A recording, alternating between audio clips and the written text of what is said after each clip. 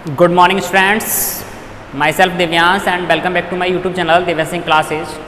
तो बच्चों, आज हम लोग इंग्लिश के कुछ ऐसे वर्ड्स की बात करेंगे जिनका यूज किस तरह से सेंटेंस में किया जाता है, उनके बारे में आज आप लोगों से डिस्कस करेंगे। ठीक है, तो उसके लिए मैं क्या करूँगा कि एक सेंटेंस लिखूँगा और उसके लिए 4 MCQ आपको प्रोवाइड कराऊँगा। उसमें से आप लोग खुद आंसर देंगे कि कौन सा MCQ किस प्लेस पर और किस लिए यूज होगा। तो चलिए देखते हैं। सबसे पहले थोड़ा सा हेल्पिंग वर्ब से लेंगे। ठीक है, तो क्वेश्चन नंबर 1 क्या है हमारा? Ramesh blank uh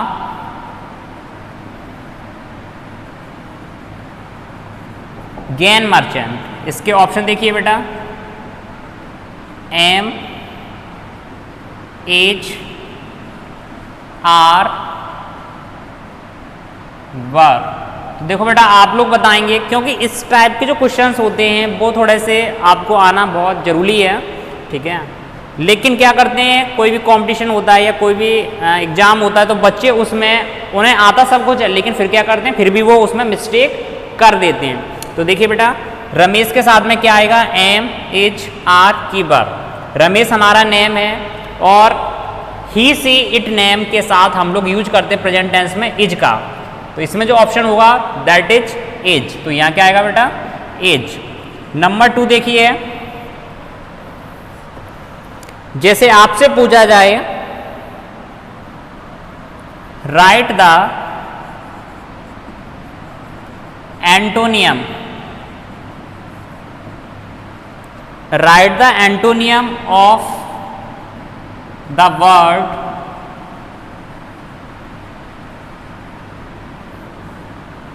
found।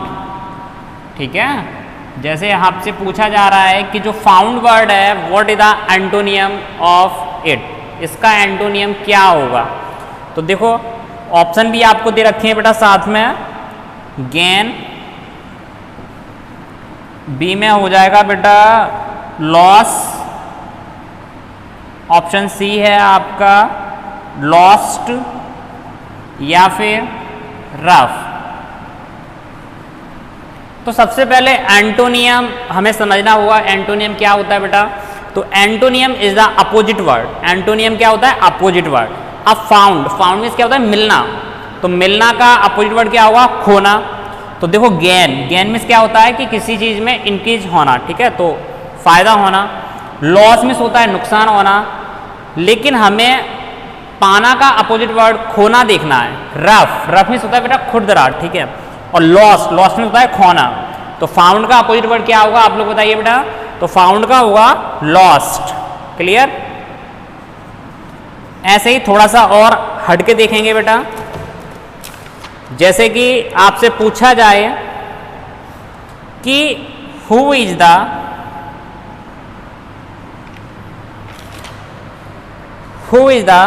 blank man in the world। Option में आपको दे रखा हो बेटा rich, option B richest, number C दे रखा हो रिचर, या फिर नंबर डी दे रखा हो मोर रिच। तो समझिए बेटा, सबसे पहले हमें कुछ इसमें MCQ डालने से पहले उस क्वेश्चन को ध्यान से पढ़ना है कि आखिर उसका सेंस क्या है, वो किस बारे में बात कर रहा है। तो लिखा है बेटा who is the blank man in the world. अब पूरे संसार की बात हो रही है, पूरे वर्ल्ड की बात हो रही है कि पूरे संसार में सबसे अमीर आदमी कौन सा है।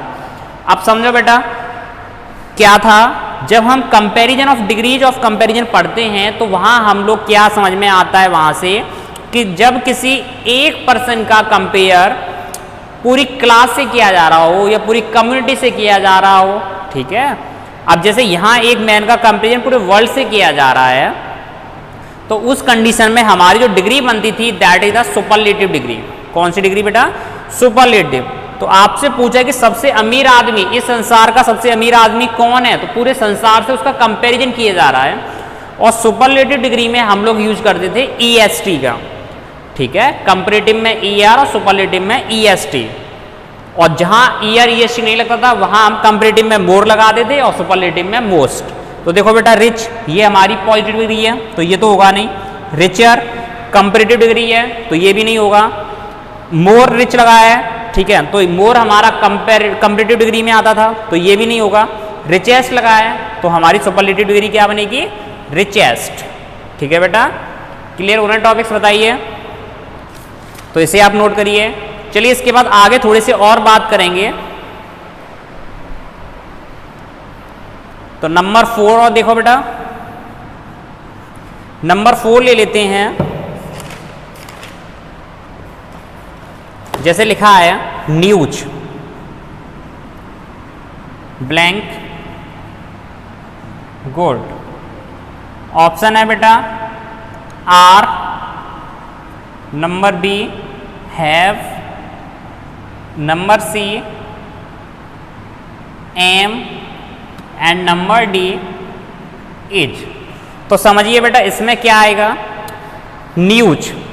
अब बच्चे यहाँ कंफ्यूज हो जाते हैं, उन्हें ये समझ में नहीं आ पाता कि न्यूज हमारा प्लूरल वर्ड है या फिर सिंगुलर, ठीक है, क्योंकि न्यूज में क्या लगा हुआ है बेटा, एस लगी हुई है, और बच्चे यहाँ सबसे ज़्यादा कंफ्यूज होते हैं। वो इसे प्लूरल वर्ड मान के इसके साथ जो हेल्पिंग वर्ब होती है वो प्लूरल हेल्पिंग वर्ब का यूज कर देते हैं, जबकि न्यूज हमारा कैसा वर्ड है बेटा, सिंगुलर भी है प्लूरल भी है। मोस्टली अगर कुछ नहीं दे रखा हो तो वहाँ एक न्यूज की बात होती है, ठीक है, तो हमारा सिंगुलर वर्ड है तो न्यूज के साथ हम क्या यूज करेंगे, आर, हैव, एम। देखो आर का यूज प्लूरल वर्ब्स के साथ होता है, प्लूरल सब्जेक्ट्स के साथ होता है, हैव के साथ प्लूरल सब्जेक्ट आता है, एम का यूज केवल आई के साथ होता है, और यूज का यूज होता है बेटा सिंगुलर सब्जेक्ट के साथ। न्यूज हमारा सिंगुलर है तो क्या होगा, न्यूज इज गुड, ठीक है। बिल्कुल भी आपको डरने की जरूरत नहीं है बेटा, ठीक है, पहले समझना है और उसके बाद आपको MCQ करना है। तो इस तरह से आपको एक टेस्ट भी प्रोवाइड कर दिया जाएगा MCQ टाइप का, तो आपको वो ऐसे ही करना है। सबसे पहले उसके बारे में समझना है, सेंस देखना है बेटा, ठीक है। चलिए एक थोड़ा सा हटके ले लेते हैं, मैं से अरेंज कर देता हूँ। तो डरने की जरूरत नहीं है, किस तरह से इंग्लिश में आपको करना है टेस्ट वो समझ लीजिए, क्योंकि इसका टेस्ट पेपर मैं आपको प्रोवाइड कर दूंगा जो कि MCQ इसी टाइप का बेटा होगा। जैसे कि हम एक सेंटेंस ले लेते हैं, ठीक है, हम ये नंबर 5, जैसे राम ईट्स द फूड, ठीक है। आपसे पूछा कि विच टाइप ऑफ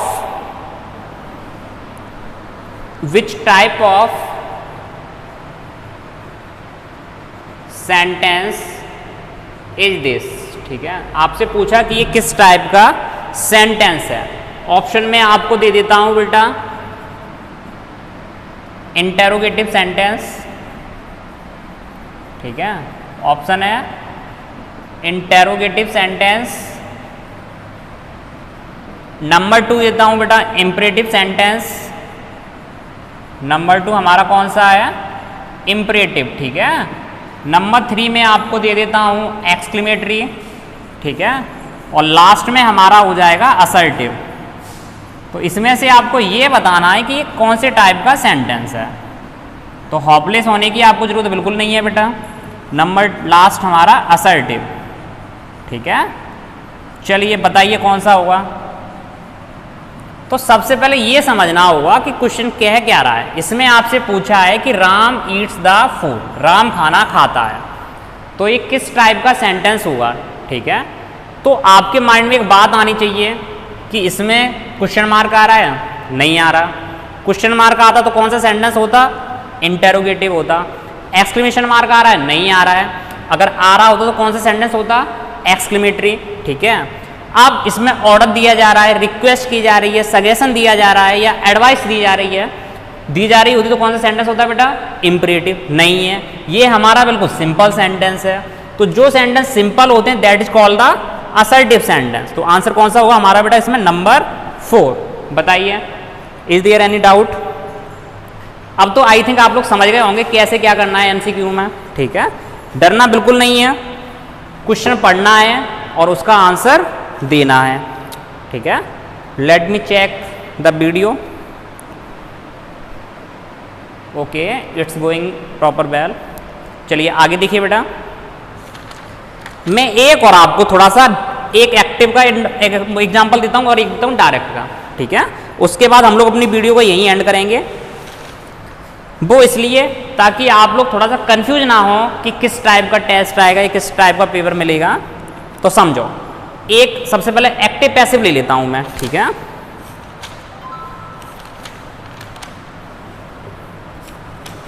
जैसे कि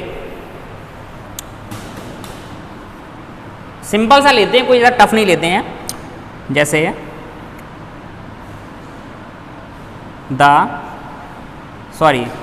ही राइट्स आ लेटर। सिंपल सा है बेटा, इससे लिखा आएगा चेंज इनटू पैसिव वॉइस। समझो, चेंज इनटू पैसिव वॉइस कैसे करना है समझ लीजिए। आपको कुछ नहीं करना, जितना मैंने आपको कराया है वो सब बस रिवाइज करना है। जैसे लिखा है ही राइट्स अ लेटर, अब इसके आपको 4 ऑप्शन मिल जाएंगे।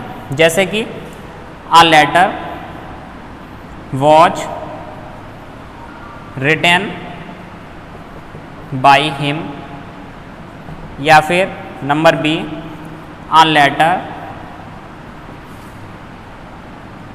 वर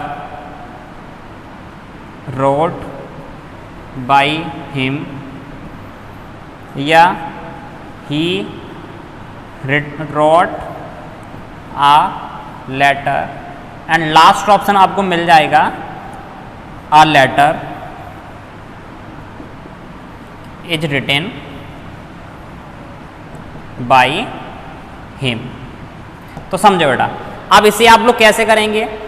तो आपको सबसे पहले ये समझना है कि ये जो हमारा एक्टिव वॉइस है वो किस टेंस में है। ठीक है, तो कैसे करेंगे समझो। एक्टिव पैसिव के सिंपल से रूल क्या होते हैं, मैंने आपको 3 रूल्स लिखाए हैं। Rule number 1, we change subject into object and object into subject. Simple से रूल है। और अगर आप लोगों को ये नहीं आता, जैसे कि आप लोगों को नहीं पता एक्टिव पैसिव को कैसे चेंज करते हैं, तो उसका सॉल्यूशन है, उसकी वीडियो मैंने आपके लिए पहले से ही बना रखी है। प्लेलिस्ट में आप जाकर चेक करेंगे तो आपको वहाँ एक्टिव पैसिव की प्रॉपर वीडियो मिलेगी। और उसके बाद एक मैंने पूरी इसकी मास्टर वीडियो बना रखी है जहाँ पूरा एक्टिव पैसिव एक ही वीडियो में अच्छे से एक्सप्लेन किया हुआ है। तो डिस्क्रिप्शन में आपको उसकी लिंक मिल जाएगी एक्टिव पैसिव की। ठीक है, तो देखिए, तो क्या होता है आप समझ लीजिए कि सब्जेक्ट को ऑब्जेक्ट बनाते हैं, ऑब्जेक्ट को सब्जेक्ट बनाते हैं। ये तो था हमारा rule number 1। If we talk about another rule, तो the second rule is we always used verbs third form. Verb की हमेशा कौन सी फॉर्म का यूज करते हैं? थर्ड फॉर्म का, while making active to passive voice. And next and last rule क्या था बेटा कि हम इसमें वी यूज्ड बाय, हम बाय वर्ड का यूज करते हैं before the object and after the verb. Object से पहले और वर्ब के बाद किसका यूज करते हैं? बाय वर्ड का। तो देखिए, ही राइट्स अ लेटर, तो सबसे पहले सब्जेक्ट क्या है इसमें? ही। ऑब्जेक्ट क्या है? A letter. तो ऑब्जेक्ट को सब्जेक्ट बनाएंगे तो आगे क्या आएगा बेटा? A letter. ठीक है, अब ये देखेंगे प्रेजेंट का है कि पास्ट का है। प्रेजेंट का है तो इज एम आर। ठीक है, प्रेजेंट का है तो इज एम आर का यूज करेंगे। ठीक है, और तो इज एम आर लगाओ तो अ लेटर इज। और इसमें हमेशा वर्ब की थर्ड फॉर्म, तो राइट की थर्ड फॉर्म रिटन, और वर्ब के बाद बाय तो बाय, और ही का ऑब्जेक्ट हिम। तो क्या हो जाएगा बेटा? A letter is written by him. Option D is right answer. ठीक है बेटा, क्लियर हुआ कि नहीं हुआ? आई होप अब आप ये सारी चीज़ें समझ गए होंगे। ठीक है, तो आप थोड़ा सा ये नोट करिए, तब तक let me check the video, is this proper और not? Okay, the video is going to proper. तो ठीक है बेटा, आज के लिए बस इतना काफ़ी है।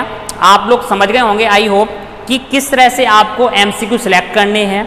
और अक्सर क्या होता है कि MCQ कोई भी कॉम्पिटेटिव भी एग्जाम देने जाओगे ना तो वहाँ भी इस तरह के MCQ जाते हैं, ठीक है। लेकिन वहाँ बच्चे क्या है कि कंफ्यूज हो जाते हैं कि कौन सा कैसे लगाना है, क्योंकि सारे सेम लगते हैं। तो कंफ्यूज होने की ज़रूरत नहीं है, ठीक है। तो क्या करना है कि इनके रूल्स को आपको पढ़ना है, जो एक्सरसाइज मैंने कराई है बस उन्हें देखना है बस, और आराम से फ्रेश माइंड, टेंशन लेने की ज़रूरत नहीं है कि कैसा पेपर आएगा। ऐसा पेपर होगा, बस आपको टिक लगाना है, ठीक है। तो ठीक है बेटा, तो आप प्रैक्टिस करिएगा, ठीक है। तो चलिए आपका ज़्यादा टाइम ना लेते हुए हम लोग मिलते हैं अपनी नेक्स्ट सेशन में, जो नेक्स्ट वीडियो होगी उसमें, ठीक है बेटा। तो तब तक के लिए thank you very much, stay home, be safe, ठीक है। घर पर रहो, स्वस्थ रहो, चलिए ठीक है।